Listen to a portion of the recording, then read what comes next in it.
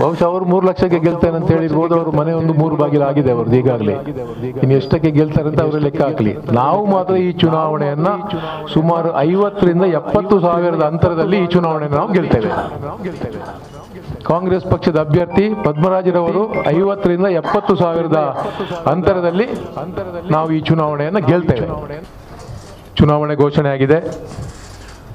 ಮಂಗಳೂರು ಲೋಕಸಭಾ ಕ್ಷೇತ್ರಕ್ಕೆ ಕಾಂಗ್ರೆಸ್ ಪಕ್ಷದ ಅಭ್ಯರ್ಥಿಯನ್ನಾಗಿ ಸನ್ಮಾನ್ಯ ನಮ್ಮ ಹಿರಿಯ ನ್ಯಾಯವಾದಿಗಳು, ಸಾಮಾಜಿಕ ಕಾರ್ಯಕರ್ತರು ಆದಂಥ ಸನ್ಮಾನ್ಯ ಶ್ರೀ ಪದ್ಮರಾಜರವರನ್ನು ಕಾಂಗ್ರೆಸ್ ಪಕ್ಷದ ಅಭ್ಯರ್ಥಿಯನ್ನಾಗಿ ಕಾಂಗ್ರೆಸ್ ಪಕ್ಷ ಘೋಷಿಸಿದೆ.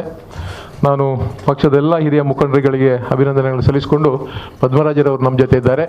ಪಾರ್ಲಿಮೆಂಟ್ ಚುನಾವಣೆ ಏಪ್ರಿಲ್ 26ನೇ ತಾರೀಕಿಗೆ ನಮ್ಮ 14 ಲೋಕಸಭಾ ಕ್ಷೇತ್ರಗಳ ಚುನಾವಣೆ ನಡೀಲಿಕ್ಕಿದೆ. ಉಳಿದ 14 ಕ್ಷೇತ್ರಗಳ ಚುನಾವಣೆ 2ನೇ ಫೇಸ್, ಕರ್ನಾಟಕದ 2ನೇ ಫೇಸ್ ಅದು ಮೇ 7ನೇ ತಾರೀಕು. ನಮ್ಮ ಅಭ್ಯರ್ಥಿ ಸನ್ಮಾನ್ಯ ಶ್ರೀ ಪದ್ಮರಾಜರವರು ಈಗಾಗಲೇ ಹೇಳಿದಂತೆ ನಮ್ಮ ಹಿರಿಯ ಇಲ್ಲಿನ ದಕ್ಷಿಣ ಕನ್ನಡ ಜಿಲ್ಲೆಯ ಒಬ್ಬ ನ್ಯಾಯವಾದಿಗಳು, ಅನೇಕ ಸಂಘ ಸಂಸ್ಥೆಗಳಲ್ಲಿ ಮತ್ತು ಕುದ್ರೋಳಿ ಗೋಕರ್ಣೇಶ್ವರ ದೇವಸ್ಥಾನದಲ್ಲಿ ಕೂಡ ಕೋಶಾಧಿಕಾರಿಯಾಗಿ ಅನೇಕ ವರ್ಷಗಳಿಂದ ಕೆಲಸ ಮಾಡ್ತಾ ಇದ್ದಾರೆ. ಅವರು ನಮ್ಮ ಅಭ್ಯರ್ಥಿಯನ್ನಾಗಿ ಮಂಗಳೂರು ಲೋಕಸಭಾ ಕ್ಷೇತ್ರಕ್ಕೆ ಕಾಂಗ್ರೆಸ್ ಪಕ್ಷ ಕೊಟ್ಟಿದೆ. ಇವತ್ತು ನಾವು ಚುನಾವಣೆಯ ತಯಾರಿಯಲ್ಲಿ ಇದ್ದೇವೆ. ಈಗಾಗಲೇ ಸುಮಾರು ವಿಧಾನಸಭಾ ಚುನಾವಣೆ ಮುಗಿದು 8-9 ತಿಂಗಳು ಆಯಿತು. ವಿಧಾನಸಭಾ ಚುನಾವಣೆಯ ನಂತರನೇ ನಾವು ನಮ್ಮ ಲೋಕಸಭಾ ಚುನಾವಣೆಗೆ ತಯಾರಿಯನ್ನು ಮಾಡಿಕೊಂಡಿದ್ವಿ. ಎಲ್ಲ ಬ್ಲಾಕ್ಗಳಿಗೆ ಕಾರ್ಯಕರ್ತರ ಸಭೆಗಳು ಮತ್ತು ಗ್ಯಾರಂಟಿ ಸಮಿತಿಯ ಕಾರ್ಯಕ್ರಮಗಳಲ್ಲಿ ಕೂಡ ಸರ್ಕಾರದ ಕಾರ್ಯಕ್ರಮ ಆದರೂ ನಮ್ಮ ಪಕ್ಷದ ಎಲ್ಲ ಕಾರ್ಯಕರ್ತರಲ್ಲಿ ಸೇರಿಕೊಂಡು ಆ ಕಾರ್ಯಕ್ರಮವನ್ನು ಕೂಡ ಯಶಸ್ವಿ ಮಾಡುವಲ್ಲಿ ಸಹಕರಿಸಿ, ಒಂದು ರೀತಿ ಬೂತ್ ಮಟ್ಟದ ಕಾರ್ಯಕರ್ತರು ಅವರ ಸಮಿತಿಯನ್ನು ರಚಿಸಿಕೊಂಡು BLAಗಳು ಅವರನ್ನು ಕೂಡ ಐವನ್ ಡಿಸೋಜರವರು ರಾಜ್ಯದ ಅದರ ಕನ್ವೀನರ್ ಆಗಿದ್ದಾರೆ.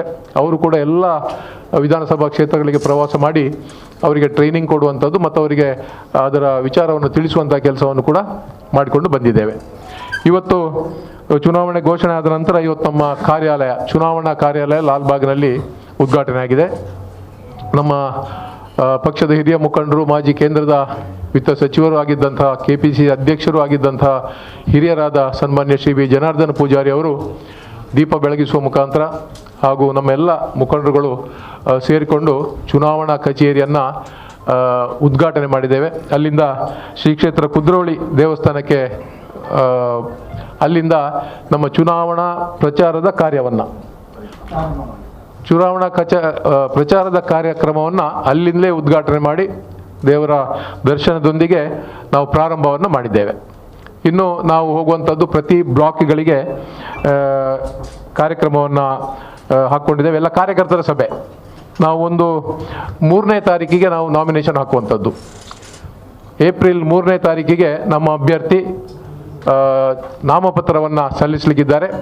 ಅದರ ಮೊದಲಾಗಿ ನಾವು ಒಂದು ಎಲ್ಲ ಬ್ಲಾಕ್ಗಳಿಗೆ ಮತ್ತೊಮ್ಮೆ 27ನೇ ತಾರೀಕಿನಿಂದ 30ನೇ ತಾರೀಕಿನವರೆಗೆ ಎಲ್ಲ ಬ್ಲಾಕ್ಗಳಿಗೆ, ವಿಧಾನಸಭಾ ಕ್ಷೇತ್ರಗಳಿಗೆ ಭೇಟಿಯನ್ನು ಕೊಟ್ಟು ಕಾರ್ಯಕರ್ತರ ಸಭೆಯನ್ನು ಮಾಡಿ, ತದನಂತರ 3ನೇ ತಾರೀಕಿಗೆ ಮಂಗಳೂರಿನಲ್ಲಿ ನಾಮಪತ್ರ ಸಲ್ಲಿಸುವಂಥ ಕಾರ್ಯಕ್ರಮ, ಮಂಗಳೂರು ಪುರಭವನದಲ್ಲಿ ಕಾರ್ಯಕರ್ತರ ಕಾರ್ಯಕ್ರಮವನ್ನು ಸಭೆಯನ್ನು ಏರ್ಪಡಿಸಿ ಅಲ್ಲಿಂದ ಜಿಲ್ಲಾಧಿಕಾರಿಗಳ ಕಚೇರಿಗೆ ಹೋಗಿ ನಮ್ಮ ಕಾರ್ಯಕ್ರಮ ನಾಮಪತ್ರ ಸಲ್ಲಿಸುವಂಥ ಕಾರ್ಯಕ್ರಮ ನಮ್ಮದು ಆಗ್ತದೆ.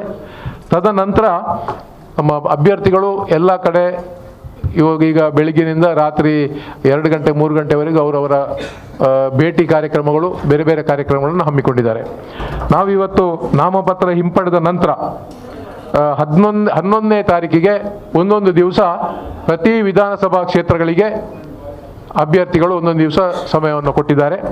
11 ಸುಳ್ಯ, 12ನೇ ತಾರೀಕು ಮುಲ್ಕಿ ವಿಧಾನಸಭಾ ಕ್ಷೇತ್ರ, 13ನೇ ತಾರೀಕು ಪುತ್ತೂರು ವಿಧಾನಸಭಾ ಕ್ಷೇತ್ರ, 14ನೇ ತಾರೀಕು ಮಂಗಳೂರು ದಕ್ಷಿಣ, 15 ಉಳ್ಳಾಲ, 16 ಮಂಗಳೂರು ಉತ್ತರ, 17 ಬೆಳ್ತಂಗಡಿ, 18 ಬಂಟ್ವಾಳ ವಿಧಾನಸಭಾ ಕ್ಷೇತ್ರ. ಇಷ್ಟು ವಿಧಾನಸಭಾ ಕ್ಷೇತ್ರಗಳಿಗೆ ಒಂದೊಂದು ದಿವಸ ಅವರು ಸಮಯವನ್ನು ನಿಗದಿಪಡಿಸಿದ್ದಾರೆ. ಅದರ ಮಧ್ಯೆ ನಮ್ಮ ಕರ್ನಾಟಕದ ಗೌರವಾನ್ವಿತ ಮುಖ್ಯಮಂತ್ರಿಗಳಾದ ಸನ್ಮಾನ್ಯ ಸಿದ್ದರಾಮಯ್ಯನವರು ಮತ್ತು ಉಪಮುಖ್ಯಮಂತ್ರಿಗಳು ಕರ್ನಾಟಕ ಪ್ರದೇಶ ಕಾಂಗ್ರೆಸ್ ಸಮಿತಿ ಅಧ್ಯಕ್ಷರು ಆದಂತಹ DK ಶಿವಕುಮಾರ್ ಅವರು ಈ ಮಧ್ಯೆ ಒಂದು ದಿವಸ ಬರಲಿಕ್ಕಿದ್ದಾರೆ. ಅವರು ಆ ಒಂದು ಕಾರ್ಯಕ್ರಮವನ್ನು, ಜಿಲ್ಲಾ ಕಾರ್ಯಕ್ರಮವನ್ನು ನಾವು ಪುತ್ತೂರಿನಲ್ಲಿ ಏರ್ಪಡಿಸಿದ್ದೇವೆ. ಮಂಗಳೂರಿಗೆ ಮೊನ್ನೆ ಅಖಿಲ ಭಾರತ ಕಾಂಗ್ರೆಸ್ ಪಕ್ಷದ ಅಧ್ಯಕ್ಷರಾದ ಸನ್ಮಾನ್ಯ ಶ್ರೀ ಮಲ್ಲಿಕಾರ್ಜುನ ಖರ್ಗೆ ಅವರು ಬಂದು ನಮ್ಮ ಒಂದು ದೊಡ್ಡ ಸಭೆಯನ್ನು ನಾವು ಏರ್ಪಡಿಸಿದ್ದೇವೆ. ಆದ್ದರಿಂದ ಇವತ್ತು ಗ್ರಾಮೀಣ ಪ್ರದೇಶದಲ್ಲಿ ಸ್ವಲ್ಪ ಪ್ರತಿ ಅವರು ಲೋಕಸಭಾ ಕ್ಷೇತ್ರದಲ್ಲಿ 2 ಕಡೆ ಸಂಚಾರ ಮಾಡ್ತಾರೆ. ಇವತ್ತು ನಮ್ಮ ಒಂದು ದೊಡ್ಡ ಸಭೆ ಆಗಿದ್ದರಿಂದ ನಮ್ಮ ಜಿಲ್ಲೆಗೆ ಒಂದು ಕಾರ್ಯಕ್ರಮವನ್ನು ಮಾತ್ರ ಕೊಟ್ಟಿದ್ದಾರೆ. ಅದನ್ನು ಪುತ್ತೂರಿನಲ್ಲಿ ನಾವು ವ್ಯವಸ್ಥೆ ಮಾಡ್ತಿದ್ದೇವೆ. ಆ ಕಾರ್ಯಕ್ರಮ ಪುತ್ತೂರಿನಲ್ಲಿ ನಡೆದು ಆ ಒಂದು ದಿವಸ ಯಾವ ಅವರು ತಾರೀಖನ್ನು ಕೊಡ್ತಾರ ಆ ಒಂದು ದಿವಸದ ಕಾರ್ಯಕ್ರಮವನ್ನು ಮುಂದಿನ ಒಂದು ದಿವಸಕ್ಕೆ ನಾವು ಕೊಂಡೋಗ್ತೇವೆ. ಮತ್ತು ನಮಗೆ 5 ದಿವಸದ ಸಮಯ ಕಾಲಾವಕಾಶ ಇದೆ. ಅಭ್ಯರ್ಥಿಗಳು 2ನೇ ರೌಂಡು ಪ್ರತಿ ವಿಧಾನಸಭಾ ಕ್ಷೇತ್ರಗಳಿಗೆ 2ನೇ ರೌಂಡು 19ನೇ ತಾರೀಕಿನಿಂದ ಪ್ರಾರಂಭ ಮಾಡ್ತಾರೆ. ಮತ್ತೊಂದು ರೌಂಡ್ ಹೋದ ನಂತರ 2ನೇ ರೌಂಡ್ ಆಗುವಂಥ ಒಂದು ಅಭ್ಯರ್ಥಿಯ ಸಂಚಾರ. ಅಲ್ಲಿಗೆ ಸುಮಾರು 24ನೇ ತಾರೀಕಿಗೆ ಪ್ರಚಾರ ಅಂತ್ಯ ಆಗ್ತದೆ. 24ಕ್ಕೆ 26ನೇ ತಾರೀಕಿಗೆ ಮತದಾನ ನಡೀತದೆ. ಇಷ್ಟು ತಯಾರಿಯನ್ನು ನಾವು ಈಗಾಗಲೇ ಮಾಡಿಕೊಂಡಿದ್ದೇವೆ. ಮತ್ತು ಚುನಾವಣೆಯ ಸಂದರ್ಭ ನಮ್ಮ ಅಖಿಲ ಭಾರತ ಕಾಂಗ್ರೆಸ್ ಪಕ್ಷದ ನಾಯಕರುಗಳು ಕೂಡ ಅದು ಇಷ್ಟರವರೆಗೆ ನಮಗೆ ಯಾರು ಬರ್ತಾರೆ ಅನ್ನುವಂಥ ಮಾಹಿತಿ ಇನ್ನೂ ಸಿಗಲಿಲ್ಲ. ಅದು ಬರ್ಬೋದು. ಅದು ಬಂದಂಥ ಸಂದರ್ಭ ನಾವು ಆ ಒಂದು ದೊಡ್ಡ ಪ್ರಚಾರ ಸಭೆಯನ್ನು ಕೂಡ ಎಲ್ಲಿ ಮಾಡಬೇಕು ಅಂತೇಳಿ ನಾವೆಲ್ಲ ಮಾತನಾಡಿಕೊಂಡು ನಿಗದಿಯನ್ನು ಮಾಡಿ ಆ ಕಾರ್ಯಕ್ರಮ ಕೂಡ ಮಾಡ್ತೇವೆ. ನಾವು ಪಕ್ಷದ ವತಿಯಿಂದ ಕೂಡ ಇವತ್ತು ಎಲ್ಲ ವಿಧಾನಸಭಾ ಕ್ಷೇತ್ರಗಳಿಗೆ ಒಬ್ಬ ಕೋಆರ್ಡಿನೇಟರ್ಗಳನ್ನು ಕೂಡ ನೇಮಿಸಿದ್ದೇವೆ. ಹೆಚ್ಚಾಗಿ ಆ ಕ್ಷೇತ್ರದ ಅಭ್ಯರ್ಥಿಗಳೇ ಇರ್ತಾರೆ. ಬೆಳ್ತಂಗಡಿ ರಕ್ಷಿತ್ ಶಿವರಾಮ ಇದ್ದಾರೆ, ಮೂಡುಬಿದ್ರೆ ಮಿಥುನ್ ರೈ ಅವರಿದ್ದಾರೆ, ಮಂಗಳೂರು ನಾರ್ತ್ ಇನಾಯತ್ ಇದ್ದಾರೆ, ಮಂಗಳೂರು ಸೌತಿಗೆ ಒಬ್ಬರು ಮಾಜಿ ಶಾಸಕರುಗಳು ಇಬ್ಬರು JR ಲೋಬೋ ಮತ್ತು ಐವನ್ ಡಿಸೋಜಾ ಇದ್ದಾರೆ. ಮಂಗಳೂರಿಗೆ ಕ್ಷೇತ್ರಕ್ಕೆ ಕೂಡ JR ಲೋಬೋರವರು ಸ್ವಲ್ಪ ನೋಡ್ಕೊಳ್ತಾರೆ. ಬಂಟ್ವಾಳಕ್ಕೆ ಪಿಯೂಷ್ ರೋಡ್ರಿಗಸ್ ಅವರಿದ್ದಾರೆ, ಪುತ್ತೂರಿಗೆ ಅಶೋಕ್ ರೈ ಅವರಿದ್ದಾರೆ, ಸುಳ್ಯಕ್ಕೆ ಶಕುಂತಲಾ ಶೆಟ್ಟಿ ಮತ್ತು G ಕೃಷ್ಣಪ್ಪ ಸ್ವಲ್ಪ ಜಂಟಿಯಾಗಿ ನೋಡ್ತಾರೆ. ಅದೇ ರೀತಿ ನಾವು ಜಿಲ್ಲಾ ಪಂಚಾಯತ್ ವಿಧಾನಸಭಾ ಕ್ಷೇತ್ರಗಳಿಗೆ ಕೂಡ ಒಬ್ಬೊಬ್ಬ ನಮ್ಮ ಜಿಲ್ಲೆಯಿಂದ ಕೋಆರ್ಡಿನೇಟರ್ಗಳನ್ನು ಹಾಕಿದ್ದೇವೆ. ಪ್ರತಿ ಬ್ಲಾಕಿಗೆ ಒಬ್ಬೊಬ್ಬರನ್ನ ಕೋಆರ್ಡಿನೇಟರ್ಗಳನ್ನು ಹಾಕಿದ್ದೇವೆ. ಮುಂದೆ ಜಿಲ್ಲಾ ಪಂಚಾಯತ್ ಮತ್ತು ತಾಲೂಕ್ ಪಂಚಾಯತ್ ವ್ಯಾಪ್ತಿಗೆ ಅಲ್ಲಿಯ ನಮ್ಮ ಈ ಎಲ್ಲ ನಾವು ಯಾರು ಕೋಆರ್ಡಿನೇಟರ್ಗಳನ್ನು ಹಾಕಿದ್ದೇವೆ ಅವರು ಅಲ್ಲಿಯ ವಿಧಾನಸಭಾ ಕ್ಷೇತ್ರದ ಶಾಸಕರಿರ್ಬೋದು ಅಥವಾ ಮಾಜಿ ಶಾಸಕರಿರ್ಬೋದು ಅಥವಾ ಅಭ್ಯರ್ಥಿ ಇರ್ಬೋದು, ಅವರನ್ನು ಕೂಡಿಕೊಂಡು ಜಿಲ್ಲಾ ಪಂಚಾಯತ್ ವ್ಯಾಪ್ತಿಯಲ್ಲಿ, ತಾಲೂಕ್ ಪಂಚಾಯತ್ ವ್ಯಾಪ್ತಿಯಲ್ಲಿ ಮತ್ತು ಗ್ರಾಮ ಪಂಚಾಯತ್ ವ್ಯಾಪ್ತಿಯಲ್ಲಿ ಅಲ್ಲಿಂದ ಅಲ್ಲಿ ಕೋಆರ್ಡಿನೇಟರ್ಗಳನ್ನ ಉಸ್ತುವಾರಿಗಳನ್ನ ಹಾಕ್ಕೊಂಡು ಚುನಾವಣೆ ಸುಸಲಿತವಾಗಿ ಆಗುವಂತೆ ನಾವು ಪ್ರಯತ್ನವನ್ನು ಮಾಡ್ತಾ ಇದ್ದೇವೆ. ಮತ್ತು ಎಲ್ಲ ನಮ್ಮ ಮುಖಂಡರುಗಳು ಕೂಡ ಇವತ್ತು ಅದರಲ್ಲಿ ತಮ್ಮನ್ನು ತೊಡಗಿಸಿಕೊಂಡಿದ್ದರಿಂದ ನಮ್ಮ ಚುನಾವಣೆ ಬಹಳಷ್ಟು ಈಗಾಗಲೇ ವೇಗವಾಗಿ ನಾವು ಪ್ರಾರಂಭ ಆಗಿ ಕೆಲಸ ನಡೀತಾ ಇದೆ. ಇವತ್ತು ಚುನಾವಣೆಗೋಸ್ಕರ KPCCಯಿಂದ ದಕ್ಷಿಣ ಕನ್ನಡ ಜಿಲ್ಲೆಯ ಲೋಕಸಭಾ ಕ್ಷೇತ್ರಕ್ಕೆ ಉಸ್ತುವಾರಿಗಳನ್ನಾಗಿ ಸನ್ಮಾನ್ಯ ಶ್ರೀ ಬಿ ರಮಾನಾಥ ರೈ ಅವರನ್ನು KPCC ಅಧ್ಯಕ್ಷರು ನೇಮಿಸಿದ್ದಾರೆ. ಅವರ ನೇತೃತ್ವದಲ್ಲಿ ನಾವೆಲ್ಲ ಅವರ ಜೊತೆ ಸೇರಿಕೊಂಡು ಈ ಚುನಾವಣೆಯನ್ನು ನಾವಿವತ್ತು ನಡೆಸಲಿಕ್ಕಿದ್ದೇವೆ. ಇವತ್ತು ನಮ್ಮ ಈಗ ಪತ್ರಿಕಾಗೋಷ್ಠಿ ಆದ ಮೇಲೆ ಜಿಲ್ಲಾ ಕಾಂಗ್ರೆಸ್ ಸಭೆ ನಡೀಲಿಕ್ಕಿದೆ. ಆ ಸಭೆ ನಡೆದ ನಂತರ ನಮ್ಮ ಚುನಾವಣಾ ಪ್ರಚಾರ ಕಾರ್ಯಕ್ರಮವನ್ನು ನಾವು ಪ್ರಾರಂಭವನ್ನು ಮಾಡ್ತೇವೆ. ನಮ್ಮ ದಕ್ಷಿಣ ಕನ್ನಡ ಜಿಲ್ಲಾ ಅಧ್ಯಕ್ಷರು ಹೇಳಿದಾಗೆ ನನ್ನನ್ನು ಕರ್ನಾಟಕ ಪ್ರದೇಶ ಕಾಂಗ್ರೆಸ್ಸಿನ ಕಾರ್ಯಾಧ್ಯಕ್ಷನಾಗಿ ನೇಮಿಸಿದ್ದಾರೆ. ಈ ನೇಮಕಾತಿಗೆ ನಮ್ಮ ಜಿಲ್ಲೆಯ ಮತ್ತು ರಾಜ್ಯದ ಎಲ್ಲ ನಾಯಕರುಗಳ ಒಮ್ಮತದ ಶಿಫಾರಸಿನೊಂದಿಗೆ ಅಖಿಲ ಭಾರತ ಕಾಂಗ್ರೆಸ್ ಪಕ್ಷದ ಅಧ್ಯಕ್ಷರಾದ ಮಲ್ಲಿಕಾರ್ಜುನ್ ಖರ್ಗೆ ಅವರು ನೇಮಿಸಿದ್ದಾರೆ. ಅವರಿಗೆ ತಮ್ಮ ಮೂಲಕ ಎಲ್ಲರಿಗೂ ನಾನು ಅಭಿನಂದನೆಗಳನ್ನು ಸಲ್ಲಿಸಲಿಕ್ಕೆ ನಾನು ಬಯಸ್ತಾ ಇದ್ದೇನೆ. ಕಾರ್ಯಾಧ್ಯಕ್ಷ ಸ್ಥಾನ ಅಂತ ಹೇಳಿದ್ರೆ ಇದೊಂದು ಜವಾಬ್ದಾರಿ. ನಮ್ಮ ಪಕ್ಷದಲ್ಲಿ ನಮಗೆ ಕೆಲಸ ಮಾಡಲಿಕ್ಕೆ ಒಂದು ಕೊಟ್ಟಂಥ ಅವಕಾಶ. ಸುಮಾರು 45 ವರ್ಷಗಳಿಂದ ಒಬ್ಬ ವಿದ್ಯಾರ್ಥಿ ಕಾಂಗ್ರೆಸ್ಸಿನಿಂದ ಈ ರಾಜಕೀಯಕ್ಕೆ ಪಾದಾರ್ಪಣೆಯನ್ನು ಮಾಡಿ ನಂತರ ದಿನಗಳಲ್ಲಿ ಯುವ ಕಾಂಗ್ರೆಸ್, ಅದೇ ರೀತಿ ಸುಮಾರು 1998ರಿಂದ ಅಂದರೆ ಸುಮಾರು 25-26 ವರ್ಷಗಳಿಂದ ಕರ್ನಾಟಕ ಪ್ರದೇಶ ಕಾಂಗ್ರೆಸ್ಸಿನಲ್ಲಿ ಕಾರ್ಯದರ್ಶಿಯಿಂದ ಹಿಡಿದು ಉಪಾಧ್ಯಕ್ಷರ ತನಕ ನಾನು ಕೆಲಸವನ್ನು ಮಾಡ್ತಾಯಿದ್ದೆ. ಈಗ ನನಗೆ ಈ ಒಂದು ಹೊಸ ಜವಾಬ್ದಾರಿಯನ್ನು ಕೊಟ್ಟಿದ್ದಾರೆ. ನಮ್ಮ ಇಡೀ ಕರ್ನಾಟಕವನ್ನು 5 ತಂಡಗಳನ್ನಾಗಿ ಮಾಡಿ, ಒಂದನೇದು ಬೆಂಗಳೂರು ನಗರ, ಅದಲ್ಲದೆ ಇನ್ನೊಂದು ಉತ್ತರ ದಕ್ಷಿಣ ನಾರ್ತ್ ಮತ್ತು ಅಲ್ಲಿ ಮಾಡಿಬಿಟ್ಟು ನನಗೆ ಕರಾವಳಿಯ ಈ ಸುಮಾರು 6 ಕ್ಷೇತ್ರಗಳ ಒಂದು ಜವಾಬ್ದಾರಿಯನ್ನು ಚುನಾವಣೆ ಮತ್ತು ಪಕ್ಷದ ಜವಾಬ್ದಾರಿಯನ್ನು ನನಗೆ ವಹಿಸಿರುವಂಥದ್ದು. ಚುನಾವಣೆ ಸಂದರ್ಭ ನಾನು ಪ್ರಪ್ರಥಮವಾಗಿ ನಮ್ಮ ಎಲ್ಲ ನಾಯಕರುಗಳಿಗೂ ಅಂತ ಹೇಳಿದ್ರೆ ಕಳೆದ 33 ವರ್ಷಗಳಿಂದ ನಾವು ದಕ್ಷಿಣ ಕನ್ನಡದಲ್ಲಿ ಕಾಂಗ್ರೆಸ್ ಪಕ್ಷದ ಅಭ್ಯರ್ಥಿಯ ಗೆಲುವನ್ನು ಕಂಡಿಲ್ಲ. ನಮಗೆಲ್ಲ ಒಂದು ಹೊಸ ಮುಖ ಬೇಕಾಗಿತ್ತು. ಸಾಮಾಜಿಕದಲ್ಲಿ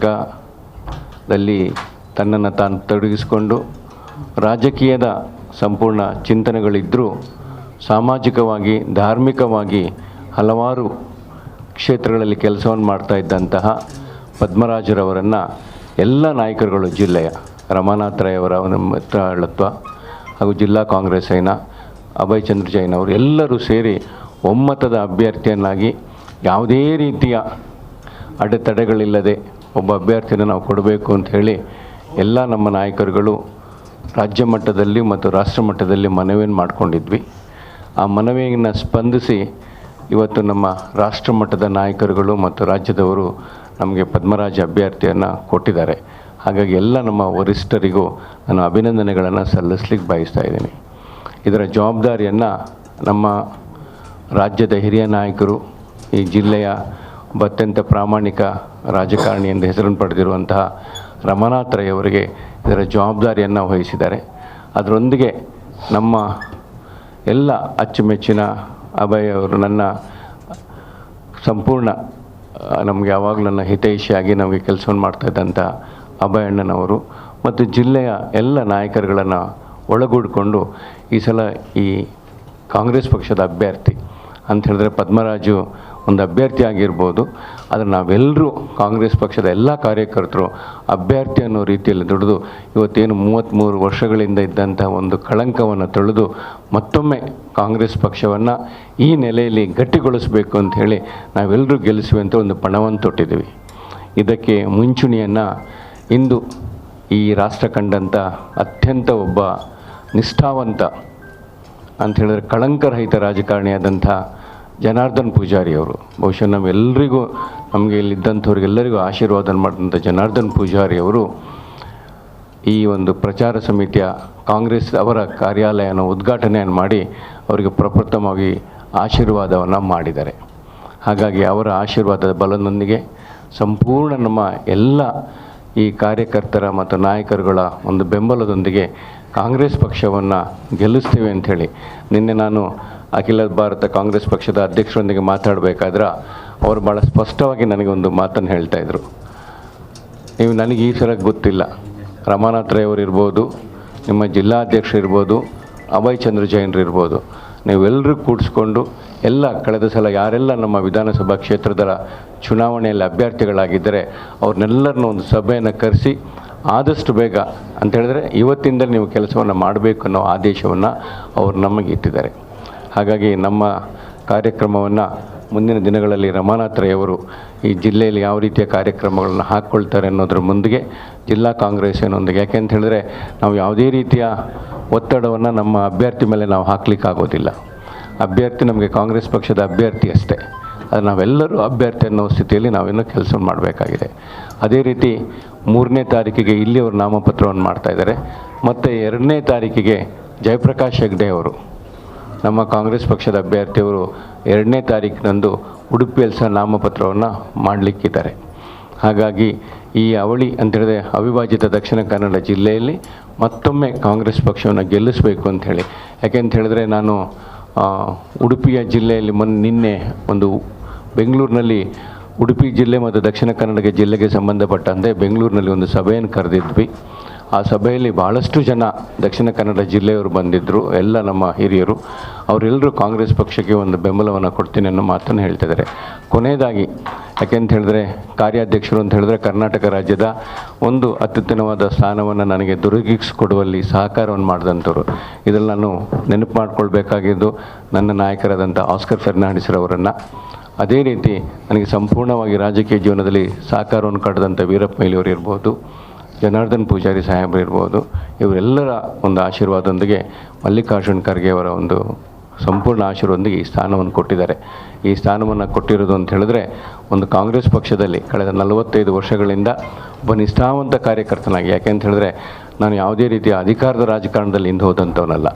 ನಾನು ಬಹಳಷ್ಟು ಆಗಲೂ ಪಕ್ಷದವನ್ನು ಕಟ್ಟಬೇಕು, ಪಕ್ಷದಲ್ಲಿ ಇರಬೇಕು, ಪಕ್ಷವನ್ನು ಗುರುತಿಸ್ಕೊಳ್ಬೇಕು, 4 ಜನರನ್ನು ನಾನು ಬೆಳೆಸಬೇಕು ಅನ್ನೋ ಒಂದು ನಿಟ್ಟಿನಲ್ಲಿ ನಾನು ರಾಜಕೀಯದಲ್ಲಿ ಬಂದಂಥವನು, ರಾಜಕೀಯದಲ್ಲಿ ಇರುವಂಥವನು. ಈ ಅವಕಾಶವನ್ನು ಮಾಡಿಕೊಟ್ಟೋದಕ್ಕೆ ಅವರೆಲ್ಲರಿಗೂ ಹೊಂದಿಸಿ, ಮತ್ತು ಪದ್ಮರಾಜ್ ಅವರಿಗೆ ಒಳ್ಳೆಯದಾಗಬೇಕು, ಅವರು ಗೆಲ್ಲಬೇಕು. ಯಾಕೆಂತೇಳಿದ್ರೆ ನಮಗೊಂದು ಹೊಸ ಜವಾಬ್ದಾರಿಯನ್ನು ಕೊಟ್ಟಿದ್ದಾರೆ, ಹೊಸ ಮುಖವನ್ನು ನಾವು ಕೊಟ್ಟಿದ್ದೀವಿ. ಬಹುಶಃ ಬಹಳಷ್ಟು ಜನ ನನ್ನ ಯುವಕ ಮಿತ್ರರು ನನಗೆ ಹೇಳ್ತಾಯಿದ್ರು, ಸರ್ ನಮಗೊಂದು ಹೊಸ ಮುಖವನ್ನು ಕೊಡಬೇಕು, ಒಬ್ಬ ಕ್ರಿಯಾಶೀಲನನ್ನು ಕೊಡಬೇಕು ಅಂಥವರೆಲ್ಲ ಸ್ಪಂದನೆಯನ್ನು ಕಳೆದ ನಾನು ಚುನಾವಣೆಯ ಸಂದರ್ಭದಲ್ಲಿ ಬಂದಂತಾಗ ನಮ್ಮ ಕಾರ್ಪೊರೇಟರ್ಗಳಿರ್ಬೋದು ಎಲ್ಲರೂ ನನಗೆ ಈ ಮಾತನ್ನು ಹೇಳ್ತಾಯಿದ್ರು. ಹಾಗಾಗಿ ನಾವು ಒಂದು 2-3 ಹೆಸರುಗಳನ್ನು ನಾವು ಶಿಫಾರಸನ್ನು ಮಾಡಿದ್ವಿ. ಆದರೆ ಅಂತಿಮವಾಗಿ ಪದ್ಮರಾಜ್ ಅವರನ್ನು ಆಯ್ಕೆ ಮಾಡಿದ್ದಾರೆ. ತಾವೆಲ್ಲರೂ ಅವರಿಗೆ ಬೆಂಬಲವನ್ನು ಕೊಡಬೇಕು ಅಂಥೇಳಿ ತಮ್ಮ ಮೂಲಕ ಮನವಿಯನ್ನು ಮಾಡ್ಕೊಳ್ತಾ ಇದ್ದೀನಿ. ನಾನು ಪತ್ರಿಕಾ ಮಾಧ್ಯಮದ, ದೃಶ್ಯ ಮಾಧ್ಯಮದ ಎಲ್ಲ ಆತ್ಮೀಯ ಸ್ನೇಹಿತರೆ, ಜಿಲ್ಲಾ ಕಾಂಗ್ರೆಸ್ನ ಅಧ್ಯಕ್ಷರೇ,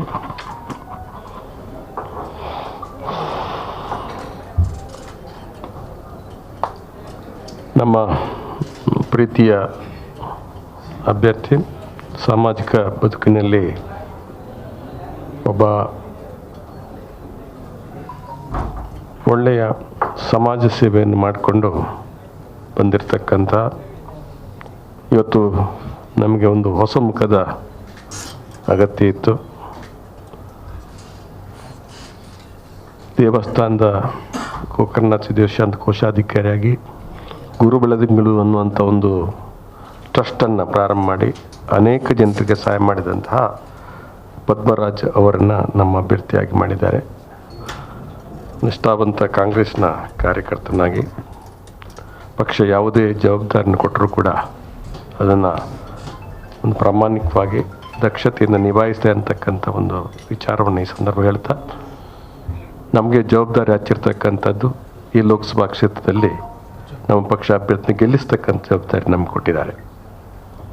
ನಾವು ಬಹುಶಃ ಕಳೆದ ಕೆಲವಾರು ವರ್ಷಗಳಿಂದ ಲೋಕಸಭೆಯಲ್ಲಿ ನಮ್ಮ ಅಭ್ಯರ್ಥಿ ಗೆಲ್ಲಿಸಲಿಕ್ಕೆ ಸಾಧ್ಯ ಆಗಿಲ್ಲ. ಆದರೆ ಪ್ರತಿ ಸಂದರ್ಭದಲ್ಲಿ ಕೂಡ ನಾವು ಪ್ರಯತ್ನವನ್ನು ಮಾಡಿದ್ದೇವೆ. ಒಂದು ಹಂತದಲ್ಲಿ ಬಹುಶಃ ಆಸ್ಕರ್ ಫರ್ನಾಂಡಿಸರು ಮತ್ತು ಜನಾರ್ದನ ಪೂಜಾರಿಯವರು ನಮ್ಮ ಶ್ರಮದ ಫಲವಾಗಿ ಅವ್ರು ಗೆದ್ದಿದ್ದಾರೆ. ಒಂದೊಮ್ಮೆ ಕಾಂಗ್ರೆಸ್ಸಿನ ಭದ್ರಕೋಟೆ ಈ ದಕ್ಷಿಣ ಕನ್ನಡ ಜಿಲ್ಲೆ ಅಂತ ಹೇಳಿದರೆ ನಮಗೊಂದು ಸಂತೋಷ ಇದೆ. ಆ ಎಲ್ಲ ಚುನಾವಣೆಯಲ್ಲಿ ಕೂಡ ನಾವು ಅವರ ಜೊತೆ ಕೆಲಸ ಮಾಡ್ತಕ್ಕಂಥ ಅವಕಾಶ ನಮ್ಮ ಪಾಲಿಗೆ ಬಂದಿದೆ. ಒಬ್ಬ ಬ್ಲಾಕ್ ಯೂತ್ ಕಾಂಗ್ರೆಸ್ ಅಧ್ಯಕ್ಷನ ನೆಲೆಯಲ್ಲಿ ಕೆಲಸ ಮಾಡಿಕೊಂಡು ವಿವಿಧ ಹಂತದಲ್ಲಿ ಮೇಲಕ್ಕೆ ಬಂದು ಬಹುಶಃ ಯುವ ಕಾಂಗ್ರೆಸ್ನ ಅಧ್ಯಕ್ಷನಾಗಿ, ಜಿಲ್ಲಾ ಕಾಂಗ್ರೆಸ್ ಅಧ್ಯಕ್ಷನಾಗಿ, ಪ್ರದೇಶ ಕಾಂಗ್ರೆಸ್ ಕಾರ್ಯದರ್ಶಿಯಾಗಿ, ಪ್ರದೇಶ ಕಾಂಗ್ರೆಸ್ ಸಮಿತಿಯ ಪ್ರಧಾನ ಕಾರ್ಯದರ್ಶಿಯಾಗಿ, ಉಪಾಧ್ಯಕ್ಷನಾಗಿ ಎಲ್ಲ ಹಂತದಲ್ಲಿ ಕೆಲಸ ಮಾಡ್ತಕ್ಕಂಥ ಅವಕಾಶ ನನಗೆ ಸಿಕ್ಕಿದೆ. ಅದಕ್ಕೆ ಪೂರ್ವದಲ್ಲಿ ಬಹುಶಃ ನಾನು ಒಂದು PLD ಬ್ಯಾಂಕ್ನಲ್ಲಿ 6 ವರ್ಷ ಅಧ್ಯಕ್ಷನಾಗಿ 9 ಸಾರಿ ಕಾಂಗ್ರೆಸ್ ಪಕ್ಷದ ಟಿಕೆಟ್ನಲ್ಲಿ ಸ್ಪರ್ಧೆ ಮಾಡ್ತಕ್ಕ ಅವಕಾಶ ಪಕ್ಷ ಕೊಟ್ಟಿರ್ತಕ್ಕಂಥದ್ದಕ್ಕೆ ನಾನು ಜೀವಮಾನದಲ್ಲಿ ಎಂದು ಮರೆಯತಕ್ಕಂಥ ವಿಚಾರ ಅಲ್ಲ ಅಂತಕ್ಕಂಥ ಮಾತನ್ನು ಕೂಡ ಹೇಳಲಿಕ್ಕೆ ನಾನು ಬಯಸ್ತಾ ಇದ್ದೀನಿ. ವೀರಪ್ಪ ಮೊಯ್ಲಿಯವರ ಸಂಪುಟದಲ್ಲಿ ಪ್ರಥಮ ಬಾರಿಯಾಗಿ ನನಗೆ ಚುನಾವಣೆಯಲ್ಲಿ ಗೆದ್ದು ಮಂತ್ರಿ ಆಗ್ತಕ್ಕಂಥ ಅವಕಾಶ, 13 ವರ್ಷ ಕಾಲ ಈ ಒಂದು ಜಿಲ್ಲೆಯಲ್ಲಿ ಮಂತ್ರಿಯಾಗಿ ಕೆಲಸ ಮಾಡಿ ಉಸ್ತುವಾರಿ ಮಂತ್ರಿಯಾಗಿ 2 ಸಾರಿ ಕೆಲಸ ಮಾಡ್ತಕ್ಕ ಅವಕಾಶ ಕೂಡ ಸಿಕ್ಕಿದೆ. ಸಾಮಾಜಿಕ ಬದುಕಿನಲ್ಲಿ ತನ್ನದೇ ಆದಂಥ ಒಂದು ನಿಷ್ಠೆಯನ್ನು ಇಟ್ಕೊಂಡು ನಾನು ಪ್ರಾಮಾಣಿಕವಾಗಿ ಜನಹಿತದ ಕೆಲಸವನ್ನು ಮಾಡಿಕೊಂಡು ಜಿಲ್ಲೆಯಲ್ಲಿ ಹೆಚ್ಚು ಕಡಿಮೆ ಇದ್ದುಕೊಂಡು ಕೆಲಸ ಮಾಡಿದ್ದೇನೆ. ಈ ಎಲ್ಲ ಕಾರಣಗಳು ಬಹುಶಃ ಈ ಒಂದು ಚುನಾವಣೆಗೆ ಅದನ್ನು ನಾವು ದಾರ ಏರ್ತಕ್ಕಂಥ ಕೆಲಸವನ್ನು ಮಾಡಬೇಕಾಗಿದೆ ಅಂತಕ್ಕಂಥ ನನಗೆ ಗೊತ್ತಿದೆ. ಆದ್ದರಿಂದಾಗಿ ಈ ಚುನಾವಣೆ ಬಹುಶಃ ಪ್ರತಿ ಸಾರಿ ನಮ್ಗೆ ಹೇಳ್ತಾರೆ ಮಂಗಳೂರು ಒಂದು ಕ್ಷೇತ್ರ ಅಂತ ಹೇಳಿದರೆ ಅದು BJP ಗೆದ್ದಂಥ ಕ್ಷೇತ್ರ ಅಂತೇಳಿ. ಆದರೆ ನಾನು ಅದನ್ನು ಪೂರ್ತಿ ಒಪ್ಪೋದಿಲ್ಲ. ನಾನು ಜಿಲ್ಲಾ ಕಾಂಗ್ರೆಸ್ ಅಧ್ಯಕ್ಷನಾಗಿದ್ದಾಗ ವಿಧಾನಸಭಾ ಚುನಾವಣೆಯಲ್ಲಿ 8 ಕ್ಷೇತ್ರದ ಪೈಕಿ 7 ಕ್ಷೇತ್ರದಲ್ಲಿ ನಾವು ಗೆದ್ದಿದ್ದೇವೆ ಇದೇ ಜಿಲ್ಲೆಯಲ್ಲಿ. ಬಹುಶಃ ಲೋಕಸಭೆಯಲ್ಲಿ ಗೆಲ್ಲಲಿಕ್ಕೆ ಆಗದಿದ್ದರೂ ಕೂಡ ವಿಧಾನಸಭಾ ಚುನಾವಣೆ ನಾವೆಲ್ಲ ಗೆದ್ದಿದ್ದೇವೆ. ಜನ ಚಿಹ್ನೆ ಅಡಿಯಲ್ಲಿ ಮತ ಹಾಕಿದ್ದಾರೆ. ತಾಲೂಕ್ ಪಂಚಾಯತ್, ಜಿಲ್ಲಾ ಪಂಚಾಯತಲ್ಲಿ ಕೂಡ ನಾವು BJPಗೆ ಸರಿಸಾಟಿಯಾಗಿ ನಮ್ಮ ಸ್ಪರ್ಧೆಗೆ ಇಳಿದು ಅದರಲ್ಲೂ ಕೂಡ ಹೆಚ್ಚು ಸ್ಥಾನವನ್ನು ನಾವು ಗಳಿಸಿದ್ದೇವೆ ಅಂತಕ್ಕಂಥದ್ದನ್ನು ಕೂಡ ಬಹುಶಃ BJP ಅಷ್ಟು ಸ್ವಲ್ಪ ಕಡಿಮೆ ಇದ್ದರೂ ಕೂಡ ನಾವು ಗೆದ್ದಿದ್ದೇವೆ. ಅದರಿಂದಾಗಿ ಇದೊಂದು ದಕ್ಷಿಣ ಕನ್ನಡ ಜಿಲ್ಲೆ ಕಾಂಗ್ರೆಸ್ಸಿಗೆ ಒಂದು ಪ್ರಾಬಲ್ಯತೆ ಇಲ್ಲದಂಥ ಒಂದು ಕ್ಷೇತ್ರ ಅಂತ ಹೇಳಲಿಕ್ಕೆ ಆಗೋದಿಲ್ಲ. ಈ ಜಿಲ್ಲೆ ಅಂತ ಹೇಳಿದ್ರೆ ಸಾಮಾಜಿಕ ನ್ಯಾಯದಿಂದ ವಂಚಿತರಾದಂಥ ದುರ್ಬಲ ವರ್ಗದ ಜಾಸ್ತಿ ಇರತಕ್ಕಂಥ ಒಂದು ಕ್ಷೇತ್ರ. ಅಲ್ಪಸಂಖ್ಯಾತರು, ಹಿಂದುಳಿದ ವರ್ಗ, ಸಮಾಜದ ಸಾಮಾಜಿಕ ನ್ಯಾಯದ ವಂಚಿತರಾದ ಜನರಿಗೆ ಕಾಂಗ್ರೆಸ್ ಪಕ್ಷ ಒಂದು ಅವರ ಆರ್ಥಿಕ ಶಕ್ತಿಯನ್ನು ಕೊಟ್ಟಿರ್ತಕ್ಕಂಥ ಒಂದು ಪಕ್ಷ. ಇವತ್ತು ಭೂ ಮಸೂದೆ ಕಾನೂನು ಇರ್ಬೋದು, ಬ್ಯಾಂಕ್ ರಾಷ್ಟ್ರೀಕರಣ ಇರ್ಬೋದು, ಋಣ ಪರಿಹಾರ ಕಾಯ್ದೆ ಇರ್ಬೋದು, ಜೀತ ಪದ್ಧತಿ ರದ್ದತಿ ಇರ್ಬೋದು, ಈ ಒಂದು ಅನೇಕ ಒಳ್ಳೆಯ ಕಾರ್ಯಕ್ರಮ ಅದು ಸಂಪೂರ್ಣ ಅನುಷ್ಠಾನವಾಗಿರ್ತಕ್ಕಂಥ ಜಿಲ್ಲೆ ಇದ್ದರೆ ಅದು ದಕ್ಷಿಣ ಕನ್ನಡ ಜಿಲ್ಲೆ. ಆದ್ದರಿಂದಾಗಿ ದಕ್ಷಿಣ ಕನ್ನಡ ಜಿಲ್ಲೆ ಒಂದು ಕಾಂಗ್ರೆಸ್ಸು ಹೆಚ್ಚು ಬಡವರಿಗೆ ಸಹಾಯ ಮಾಡಿದಂಥ ಪಕ್ಷ ಇವತ್ತು ಪ್ರಪಂಚದಲ್ಲಿದ್ದರೆ ಅದು ಒಂದು ದೇಶದಲ್ಲಿರ್ತಕ್ಕಂಥ ಕಾಂಗ್ರೆಸ್ ಪಕ್ಷ. ಅದರಲ್ಲಿ ಕರ್ನಾಟಕದಲ್ಲಿ ದೇವರಾಜ ಅರಸು ಅವರಿದ್ದಾಗ ಅನೇಕ ಸಾಮಾಜಿಕ ಕಾಲೇಜಿನ ಕಾರ್ಯಕ್ರಮ ಆಗಿದೆ ನಮ್ಮ ಜಿಲ್ಲೆಯಲ್ಲಿ ಅಂತ ಹೇಳ್ತಕ್ಕಂಥದ್ದು ನಾನು ಈ ಸಂದರ್ಭದಲ್ಲಿ ಹೇಳಲಿಕ್ಕೆ. ನಾವು ಕಾರ್ಯಕರ್ತರು ಬಹುಶಃ ನಾವು ಶ್ರಮಪಟ್ಟು ಕೆಲಸ ಮಾಡಬೇಕಾಗಿದೆ. ಖಂಡಿತ ನಾವು ಮತ್ತೊಮ್ಮೆ ಕಾಂಗ್ರೆಸ್ನ ಇತಿಹಾಸವನ್ನು ಮರುಕಳಿಸುವಂಥ ಒಂದು ಕೆಲಸವನ್ನು ನಾವು ಖಂಡಿತ ಮಾಡ್ತೀವಿ ಅನ್ನುವಂಥ ಆತ್ಮವಿಶ್ವಾಸದಿಂದ ನಾವು ಇವತ್ತು ಕೆಲಸಕ್ಕೆ ಇಳಿದಿದ್ದೇವೆ. ಈ ಒಂದು ಚುನಾವಣೆಯಲ್ಲಿ ಮಾಧ್ಯಮದ ಸ್ನೇಹಿತರು ಬಹುಶಃ ನಮ್ಮಲ್ಲಿ ನಾವು ಹೇಳ್ತಕ್ಕಂಥದ್ದು ಗ್ಯಾರಂಟಿ ಸ್ಕೀಮ್ ಏನಿದೆ ಖಂಡಿತ ಅದು ನಮ್ಮ ಕೈ ಹಿಡಿತದೆ. ಆರ್ಥಿಕವಾಗಿ ಸಬಲೀಕರಣ ಮಾಡ್ತಕ್ಕಂಥ ಕಾರ್ಯಕ್ರಮ ಈ ಒಂದು ಎಲ್ಲ ಗ್ಯಾರಂಟಿ ಸ್ಕೀಮ್ಗಳಿಗೂ ಒಂದು ಕಳೆದ ಚುನಾವಣೆಯಲ್ಲಿ ನಾವು ಭರವಸೆಯನ್ನು ಮಾತ್ರ ಕೊಟ್ಟಿದ್ದೆವು, ನಾವು ಇದನ್ನು ಮಾಡ್ತೀವಿ ಅಂತೇಳಿ. ಗ್ಯಾರಂಟಿಯನ್ನು ಕಾರ್ಡ್ ಕೊಡುವಾಗ ಇದು ಬೋಗಸ್ ಅಂತ ಹೇಳಿದ್ದಾರೆ. ಈಗ ಮತ್ತೆ ಅದನ್ನು ಬೋಗಸ್ ಅಂತ ಹೇಳಲಿಕ್ಕೆ ಆಗೋದಿಲ್ಲ. ಇವತ್ತು ಅನುಷ್ಠಾನ ಆಗಿದೆ. ಈಗ ಅವರು ಹೇಳ್ಬೋದು ಇದು ಕೆಲವೇ ದಿವಸ ಇರ್ತದೆ, ಇದು ಮುಂದಕ್ಕೆ ಇರೋದಿಲ್ಲ ಅಂತ ಹೇಳ್ಬೋದು. ಅದನ್ನು ಹೇಳಲಿಕ್ಕೆ ಅವರ ಜನರಿಗೆ ಅವರು ತರಬೇತಿ ಮಾಡಿದ್ದಾರೆ, ಅದನ್ನು ಹೇಳ್ತಾ ಇದ್ದಾರೆ. ಬಹುಶಃ ಇದು ಎಲ್ಲ ಕಾಲದಲ್ಲಿ ಕೂಡ ಇದು ಕಾಂಗ್ರೆಸ್ ಸರ್ಕಾರ ಇರುವಂಥ ಸಂದರ್ಭದಲ್ಲಿ ಈ ಯೋಜನೆ ಸಂಪೂರ್ಣ ಅನುಷ್ಠಾನ ಆಗ್ತದೆ ಅನ್ನುವಂಥ ವಿಶ್ವಾಸ ಇದೆ. ಅದರ ಜೊತೆಯಲ್ಲಿ ಕೇಂದ್ರ ಸರ್ಕಾರ ಅಧಿಕಾರಕ್ಕೆ ಬಂದರೆ ನಾವು 10 ಗ್ಯಾರಂಟಿಗಳನ್ನು ಕೂಡ ಘೋಷಣೆ ಮಾಡಿದ್ದೇವೆ ದೇಶದಲ್ಲಿ. ಅದರಲ್ಲಿ ಮುಖ್ಯವಾಗಿ ಒಂದು ಕುಟುಂಬಕ್ಕೆ 1 ಲಕ್ಷ ರೂಪಾಯಿ ಕೊಡ್ತಕ್ಕಂಥ ಒಂದು ಭರವಸೆಯನ್ನು ನಾವು ಕೊಟ್ಟಿದ್ದೇವೆ. ಆದ್ದರಿಂದಾಗಿ ನಾವು ಈ ರಾಜ್ಯದ ಗ್ಯಾರಂಟಿ ಸ್ಕೀಮನ್ನು ಅನುಷ್ಠಾನ ಮಾಡಿದ ಹಿನ್ನೆಲೆಯಲ್ಲಿ ನಮ್ಮ ಮೇಲೆ ನಂಬಿಕೆ ಇದೆ. ನಾವು ಬೇರೆಯವರು ಭರವಸೆಯನ್ನು ಮಾತ್ರ ಕೊಟ್ಟಿದ್ದಾರೆ, ಕಪ್ಪನ್ನು ತರ್ತೀವಿ ಅಂತ ಹೇಳಿರ್ಬೋದು, ಅಥವಾ ಡೀಸೆಲ್ ಪೆಟ್ರೋಲ್ ದರವನ್ನು ಕಡಿಮೆ 100 ದಿವಸ ಒಳಗೆ ನಾವು ಗ್ಯಾರಂಟಿ ಪೆಟ್ರೋಲ್ ಡೀಸೆಲ್ ಕಡಿಮೆ ಮಾಡ್ತೇವೆ. ಇದೊಂದು ನಾನು ಸಾಂಕೇತಿಕವಾಗಿ ಹೇಳಿರ್ತಕ್ಕಂಥದ್ದು. ಬಹುಶಃ ನಮ್ಮ ಭರವಸೆ ಅದು ಈಡೇರಿಸ್ತಕ್ಕಂಥ ಕೆಲಸವನ್ನು ಕಾಂಗ್ರೆಸ್ ಪಕ್ಷ ಇಲ್ಲಿವರೆಗೆ ಮಾಡಿದ ಇತಿಹಾಸ ಇದೆ ಅಂತ ಹೇಳ್ತಕ್ಕಂಥ ಮಾತನ್ನು ಹೇಳಲಿಕ್ಕೆ. ಈ ಜಿಲ್ಲೆಯ ಅಭಿವೃದ್ಧಿಯಲ್ಲಿ ಕೂಡ ಕಾಂಗ್ರೆಸ್ನ ಪಾತ್ರ ಬಹಳ ದೊಡ್ಡದು. ಅದು ಶ್ರೀನಿವಾಸ ಮಲ್ಯರು ಕಾಂಗ್ರೆಸ್ ಪಕ್ಷದ ಲೋಕಸಭಾ ಸದಸ್ಯರು, ಜನಾರ್ದನ್ ಪೂಜಾರ ಕಾಂಗ್ರೆಸ್ ಲೋಕಸಭಾ ಸದಸ್ಯರು, KK ಶೆಟ್ಟರು ಕಾಂಗ್ರೆಸ್ ಲೋಕಸಭಾ ಸದಸ್ಯರು, ಶಂಕರರಾವ್ ಅವರು ಕಾಂಗ್ರೆಸ್ ಲೋಕಸಭಾ ಸದಸ್ಯರು, ಬಹುಶಃ TAPಗಳು ಕಾಂಗ್ರೆಸ್ ಲೋಕಸಭಾ ಸದಸ್ಯರು. ಇದೆಲ್ಲ ಕೂಡ ಅವರು ಎಲ್ಲ ಕಾಲದಲ್ಲಿ ಏನೆಲ್ಲ ಆಗಿದೆ, ನಾನು ಒಂದನ್ನು ಹೇಳಲಿಕ್ಕೆ ಹೋಗೋದಿಲ್ಲ, ಬಹಳ ವಿಸ್ತಾರವಾಗಿ ಇರತಕ್ಕಂಥ ಈ ಜಿಲ್ಲೆಯ ಸಮಗ್ರ ಅಭಿವೃದ್ಧಿಯಲ್ಲಿ ಕಾಂಗ್ರೆಸ್ ಪಾದ ಸಿಂಹಪಾಲು ಅಂತ ಹೇಳ್ತಕ್ಕಂಥ ಮಾತು. ಜವಾಹರ್ಲಾಲ್ ನೆಹರೂರು ಈ ಕೇಂದ್ರದಲ್ಲಿ ಪ್ರಧಾನಮಂತ್ರಿ ಆಗಿದ್ದಾಗ ಇವತ್ತು ಶ್ರೀನಿವಾಸ ಮಲ್ಯರು ಪಾರ್ಲಿಮೆಂಟರಿ ಕಾರ್ಯದರ್ಶಿಯಾಗಿದ್ದು ಈ ಜಿಲ್ಲೆಯ ಸಮಗ್ರ ಅಭಿವೃದ್ಧಿಯಲ್ಲಿ ನೆಹರೂರವರ ಸಹಕಾರವನ್ನು ಪಡೆದುಕೊಂಡು, ಯಾಕೆ ನೆಹರೂರವರ ಸಹಕಾರ ಪಡ್ಕೊಂಡು ಇವತ್ತು ಅವರಿಗೆ ಇನ್ನೂ ಟೀಕೆ ಮಾಡ್ತಕ್ಕಂಥ ಜನ ಹುಟ್ಕೊಂಡಿದ್ದಾರೆ. ಇದೆಲ್ಲವೂ ಕೂಡ ನಾವು ಅರ್ಥ ಮಾಡಿಕೊಂಡು ಬಹುಶಃ ಈ ಜಿಲ್ಲೆಯ ಸಮಗ್ರವಾದ ಅಭಿವೃದ್ಧಿ ಇಲ್ಲಿವರೆಗೆ ಆಗಿದ್ರೆ ಅದು ಕಾಂಗ್ರೆಸ್ ಪಕ್ಷದಿಂದ ಮಾತ್ರ ಅಂತ ಹೇಳ್ತಕ್ಕಂಥ ಮಾತನ್ನು ಹೇಳ್ತಾ ಮತ್ತೊಮ್ಮೆ ಕಾಂಗ್ರೆಸ್ಸಿನ ಗತವೈಭವ ಮಾತ್ರ ಅಲ್ಲ, ಈ ಜಿಲ್ಲೆಯ ಅಭಿವೃದ್ಧಿಯ ಪರ್ವಕಾಲವನ್ನು ನಾವು ನಿರೀಕ್ಷೆ ಮಾಡ್ತಾ ಇದ್ವಿ. ಅದು ಪದ್ಮರಾಜ್ ಆರ್ ಅವರ ಗೆಲುವಿನ ಮೂಲಕ ಈ ಜಿಲ್ಲೆಯ ಅಭಿವೃದ್ಧಿಯ ಪರ್ವಕಾಲಕ್ಕೆ ನಾವು ಅದರ ಮುನ್ನುಡಿಯನ್ನು ಹಾಡಬೇಕು ಅಂತ ಹೇಳ್ತಕ್ಕಂಥ ವಿಚಾರವನ್ನು ಹೇಳ್ತಾ ಬಹುಶಃ ತಮಗೆಲ್ಲರಿಗೂ ವಂದಿಸ್ಕೊಂಡು ನನ್ನ 2 ಮಾತನ್ನು ಹೇಳಲಿಕ್ಕೆ ಇಷ್ಟಪಡ್ತಾ ಇದ್ದೀನಿ. ನಮ್ಮ ನೆಚ್ಚಿನ ಅಭ್ಯರ್ಥಿಯಾದಂಥ ಅಡ್ವೊಕೇಟ್ ಪದ್ಮರಾಜ್ರವರೇ, DCC ಅಧ್ಯಕ್ಷರಾದಂಥ ಹರೀಶ್ ಕುಮಾರ್ ಅವರೇ, ನಮ್ಮ ಇವತ್ತು ರಾಜ್ಯದ ಕಾಂಗ್ರೆಸ್ ಪಕ್ಷದ ಕಾರ್ಯಾಧ್ಯಕ್ಷರಾಗಿ ನೇಮಕ ಆದಂತಹ ವಿಧಾನ ಪರಿಷತ್ತಿನ ಸದಸ್ಯರು ಆಗಿರುವಂಥ ನಮ್ಮ ಹೆಮ್ಮೆಯ ಮಂಜುನಾಥ್ ಭಂಡಾರಿ ಅವರೇ, ಜಿಲ್ಲೆಯ ನಾಯಕರು, 3 ಸಲ ಈ ಜಿಲ್ಲೆಯಿಂದ ಮಂತ್ರಿಯಾಗಿ, ಉಸ್ತುವಾರಿ ಮಂತ್ರಿಯಾಗಿ, ಜಿಲ್ಲಾ ಕಾಂಗ್ರೆಸ್ ಅಧ್ಯಕ್ಷರಾಗಿ ಸೇವೆ ಮಾಡಿದಂಥ ರಮಾನಾಥ್ ರೈ ಅವರೇ, ಐವನ್ ಡಿಸೋಜ ಅವರವರೇ, ಮಿತ್ರರಾದಂಥ ಲೋಬೋರ್ ಅವರೇ, ಶಕುಂತಲಾ ಶೆಟ್ಟಿಯವರೇ, ನಮ್ಮ ಎಲ್ಲ ಕಾಂಗ್ರೆಸ್ ಪಕ್ಷದ ಕ್ಯಾಂಡಿಡೇಟ್ಸ್ರವರೇ, ನೆರೆದಂಥ ಸಮಸ್ತ ಮಾಧ್ಯಮ ಮಿತ್ರರೇ, ಈ ಸಲ ಹೊಸ ಮುಖ ಬೇಕು ಎಂಬುದು ನಮ್ಮ ಜಿಲ್ಲೆಯ ಕಾಂಗ್ರೆಸ್ ಕಾರ್ಯಕರ್ತರ ಒಂದು ಕೂಗು ಇತ್ತು. ಅದಕ್ಕೆ ನಮ್ಮ ಕಾಂಗ್ರೆಸ್ ಪಕ್ಷದ ಹೈಕಮಾಂಡ್ ಇವತ್ತು ಗ್ರೀನ್ ಸಿಗ್ನಲನ್ನು ಕೊಟ್ಟು ಒಬ್ಬ ಯುವಕನನ್ನು ನಮಗೆ ಕೊಟ್ಟಿದ್ದಾರೆ. ನಮಗೆಲ್ಲರ ಜವಾಬ್ದಾರಿ, ನಮ್ಮ ಕಾಂಗ್ರೆಸ್ ಕಾರ್ಯಕರ್ತರ ಜವಾಬ್ದಾರಿಯಾಗಿದೆ. ಈ ಸಲ ಪದ್ಮರಾಜ್ರವರನ್ನು ಗೆಲ್ಲಿಸುವುದು ನಮ್ಮೆಲ್ಲರ ಜವಾಬ್ದಾರಿ. ಆದ್ದರಿಂದ ನಾವೆಲ್ಲ ಕಾಂಗ್ರೆಸ್ ಕಾರ್ಯಕರ್ತರು ರಾತ್ರಿ ಹಗಲು ದುಡಿದು ಇವತ್ತು ಕಾಂಗ್ರೆಸ್ ಪಕ್ಷದ ಲೋಕಸಭಾ ಸದಸ್ಯ ಈ ಜಿಲ್ಲೆಯಲ್ಲಿ ಆರಿಸಿ ಬರುವ ಹಾಗೆ ನಾವು ಶ್ರಮವನ್ನು ವಹಿಸ್ತೇವೆ, ಹೋರಾಟ ಮಾಡ್ತೇವೆ.